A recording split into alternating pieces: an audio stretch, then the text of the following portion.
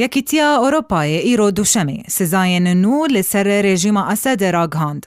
به تایبت لسر 16 کسین نزیکی رژیمه. گلگور چافکانین دیپلماسی دکارن بن پیکرنه ده تومت بارن. او سزاین گو وزیرن دروی دولتن یکیتیا اروپای درخستی دجوینه که ده للوکسمبورگ. تین لدجی حکومتا نو یا گو بشار الاسد راگهاندی دسیو یکی تباغا بوریده و 11 وزیرن نو لخوگرد. چافکانیه که دیار کر گو اف سزا جمدان دنا پره و قدغا کرنا چونا بو دولتن دناو یکیتیا اروپای ده و 16 کسان لخوادگری. هر وها دو کمپانیین دن بسدما بشدار بون دبن پیکرنه ده یانجی پشتگیری دانا رژیم اسد. جمیرن تایبت بنتوینی یک گرتی تکز دکن لسر کشتنا 191,000 کس جده سپیکا شورش سوریه اداره 2011 ده. جبلی کوچ بربونا زیده تری 9 میلیون کس دناو یانجی در وی سوریه ده.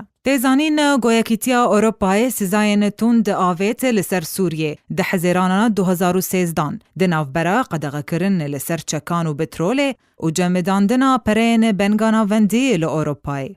و جوی دمیده حتانها یکیتیا اروپای سزایان ددینه لسر رژیمه. و دتیرمها بوریده بریارک درکت بقدغه کرنا 200 کسی جچونا اروپای و راوستاندنا املاکین وان لور هر وها اف بریار 6 کمپانیین دنجی لخوگرد.